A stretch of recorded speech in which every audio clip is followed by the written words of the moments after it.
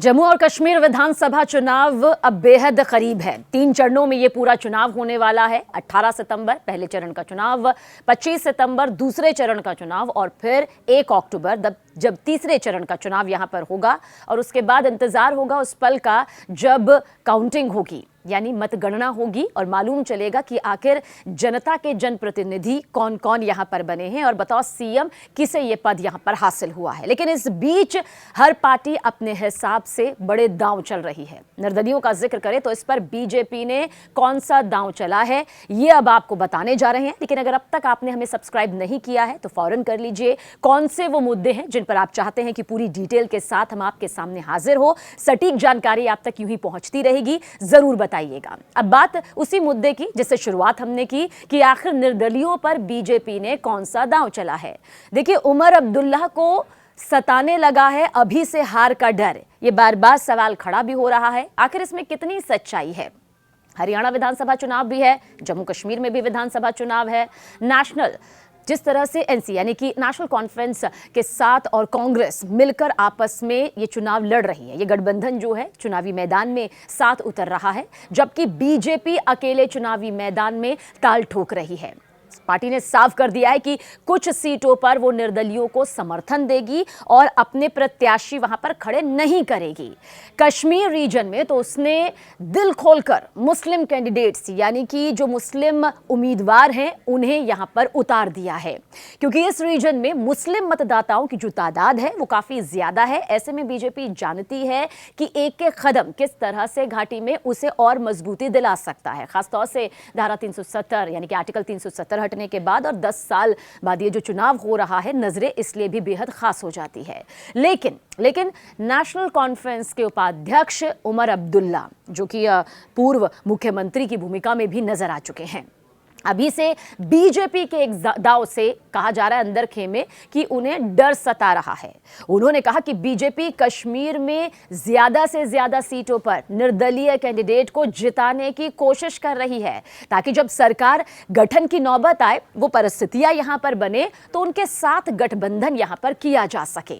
देखिए, गांदरबल का जिक्र करना यहां पर बहुत जरूरी हो जाता है, क्योंकि गांदरबल एक ऐसी सीट है जो कि अब्दुल्ला परिवार का गढ़ मानी जाती रही है, फिर चाहे उमर अब्दुल्ला के पिता हों या फिर उनके दादा हों, यहां से हमेशा से उतरते रहे हैं और इसलिए इस सीट को बहुत खास यहां पर माना जाता है। लेकिन यह भी बता दें कि सीट से हार का सामना भी उमर अब्दुल्ला को करना पड़ा है। बहरहाल, अब गांदरबल से पर्चा दाखिल करने के बाद जब उमर अब्दुल्ला बाहर निकले तो उनसे बड़ी संख्या में निर्दलीय उम्मीदवारों को लेकर, उनके खड़े करने को लेकर सवाल पूछे गए। इस पर उमर अब्दुल्ला ने साफ तौर पर यह कहा कि यह स्पष्ट है, साफ है और मीडिया में भी ऐसी खबरें हैं कि बीजेपी कश्मीर से ज्यादा निर्दलीय उम्मीदवारों को जिताने की कोशिश कर रही है, ताकि वो उन निर्दलीय उम्मीदवारों की मदद से, उनके सहयोग से सरकार बना सके।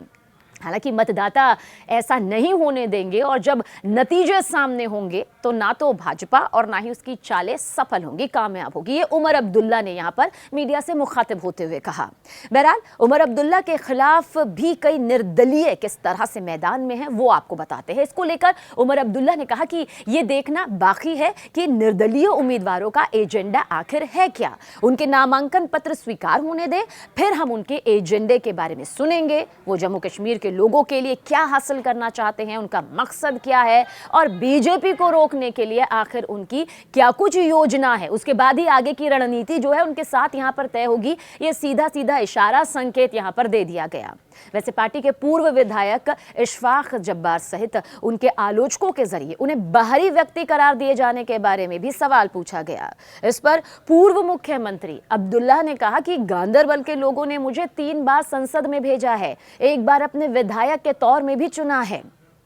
तभी विधायक बने जब मैंने उन्हें सीट दी। जब्बार, अगर मैं साल 2014 में यहां से चुनाव लड़ता तो वो जीत नहीं पाते। साल 2014 का भी जिक्र यहां पर उमर अब्दुल्ला के जरिए कर दिया गया। वो जानते हैं कि मैंने उनके लिए सीट इसलिए छोड़ी क्योंकि मैंने उनसे ऐसा करने का वायदा किया था। साल 2014 के सियासी समीकरण को आप समझेंगे तो ये सीट गांदरबल की जो है वो इनके जरिए छोड़ी गई थी, उमर अब्दुल्ला के जरिए छोड़ी गई थी। और आज इसका जिक्र उमर अब्दुल्ला ने यहां पर किया है कि इसलिए छोड़ी क्योंकि वायदा किया था और अगर मैं वहां से होता तो जीत हासिल नहीं होती।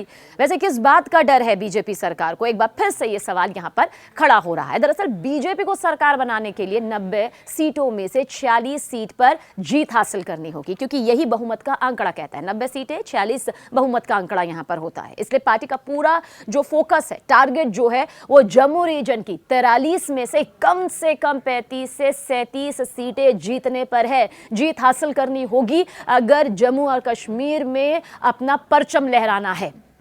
और बीजेपी का इस इलाके में दबदबा भी है। साल 2014 एक बार फिर से जाते हैं, जहां चुनाव में बीजेपी ने जम्मू रीजन में सभी दलों का सफाया कर दिया था। वो तस्वीर आपको याद होगी, मोदी लहर खूब इस वक्त यहां पर सामने आई थी।